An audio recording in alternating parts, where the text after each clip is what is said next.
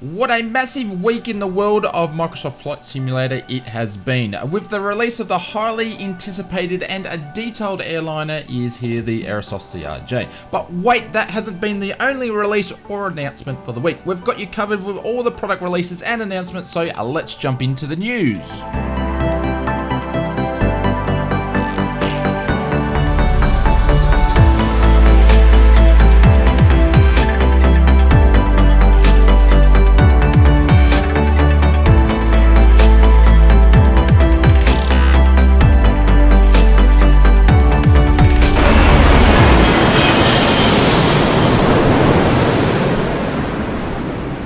Welcome to another Microsoft Flight Simulator update video. This is where we bring you all the news and updates of the development of this new flight sim. So if you're lazy like me and you don't want to troll the internet to get all the latest flight sim news, this video is for you. So hit that subscribe button and the notification bell so you know when our next video goes live. So let's jump into this week's previews, announcements and releases.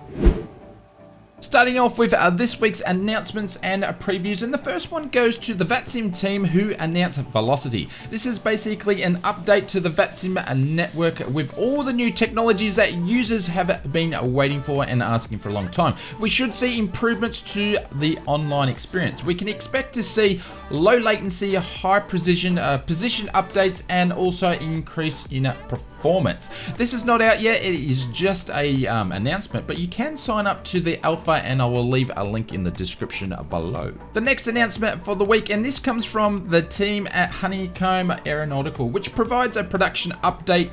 There is many virtual pilots who are eagerly awaiting for their Alpha and Bravo controls that they ordered directly through the Honeycomb store have now been provided with a production update. Honeycomb's mentioned there is a delay and it's mostly due to the impacts with a shortage of components. They did mention normally they stock up backup inventory of these components, but due to manufacturing of their products at maximum capacity that they've run short.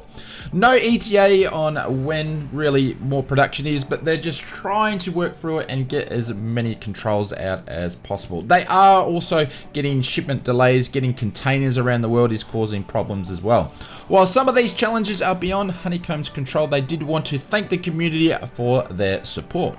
Aeroplane Heaven are continuing with their development of the Spitfire MKVB, releasing a preview video of the aircraft. Again, we mentioned last week in the news update, no ETA, but we are expecting the release of this to be soon. Links below if you'd like to check out the full Aeroplane Heaven video. Goes through a fair bit of detail of what to expect with the aircraft. Orbex this week have announced Landmark Adelaide City Pack for the new sim. This city pack will include 90 buildings and structures across the whole city, 100 square kilometers of custom ortho, improved vegetation, enhancement, building placements including marinas, power lines and more. No ETA, but we should see this. Normally if Orbex is doing announcements, you'll see it about a week later or so. So we'll see it soon.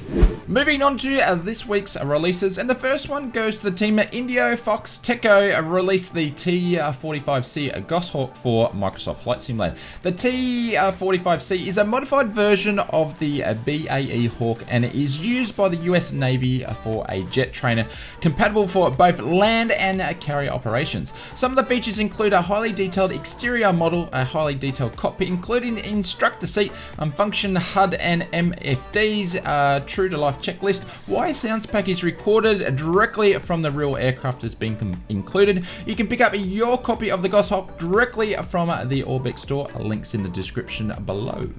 The next release for the week goes to the team at Aerosoft, releasing La Palma Airport for the new sim. This airport is located in the Canary Islands and it's the northernmost island. La Palma International Airport provides great challenging approaches due to wind conditions and it's just a pretty cool place to fly.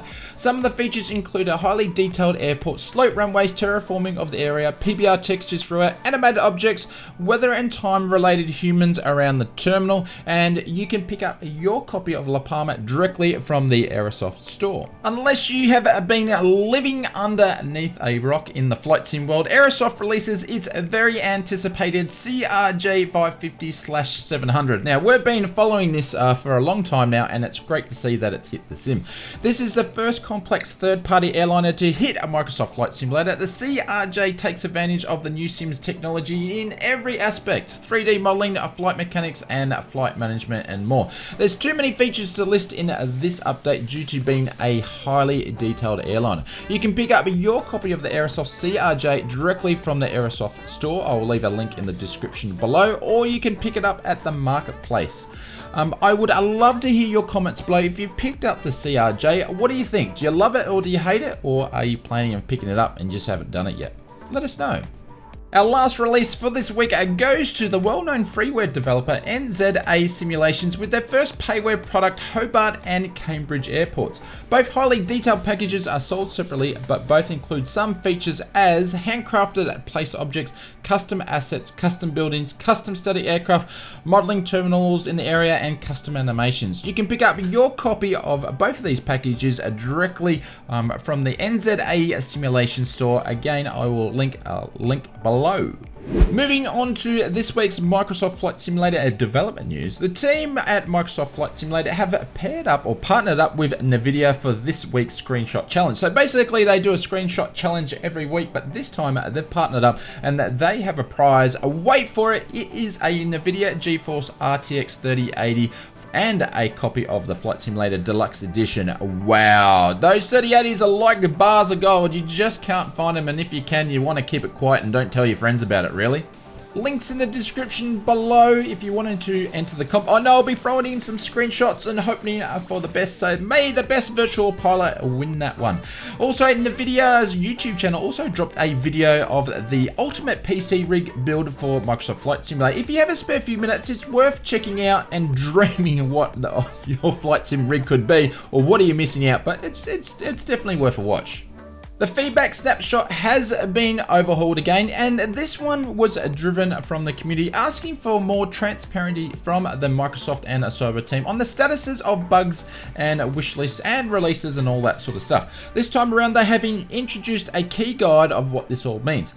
The key includes such things as SU or WU, which means a sim update or world update. They'll put a number on the end of it so you know which update it will be, and even things such as several releases, which means it's going to take a while, so just relax. Hopefully this new overhaul is able to satisfy us as the virtual pilots and keep Asobo on track. There was no update really or mention to the development update. I went and had a quick look at it. Doesn't seem to be anything has changed this week or next week at this stage. This week's third party releases, we have seen 8 new airports, 1 new aircraft, which we all know which that one was, and 2 new sceneries. No new mission packs to the sim this week. The marketplace, as per usual, has been updated with a bunch of new aircraft and airports. Now, this is a little disclaimer from OzFlight Simmer, as it's just my opinion and my opinion only, but just because things are sold on the marketplace store doesn't mean it's a high quality add-on. Buyer beware. There is a lot of absolutely fantastic products in there, but there's a couple of things I was hoping that Microsoft would screen out, and some of those add-ons not to appear in the marketplace, but it doesn't appear so. They're in there anyway. So that's my rant over. There's a lot of cool stuff in there, but just remember, do your homework when you're picking up different add-ons. If you enjoyed this video and I saved you some time trolling the internet for all the latest Microsoft Flight Simulator 2020 news, please hit that like button.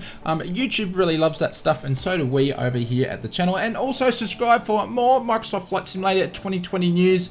We also stream every Wednesday and every Sunday at 8 PM, or actually should be between 7:30 and 8 PM GMT plus 10. So make sure you drop by if you want to get into all the multiplayer action.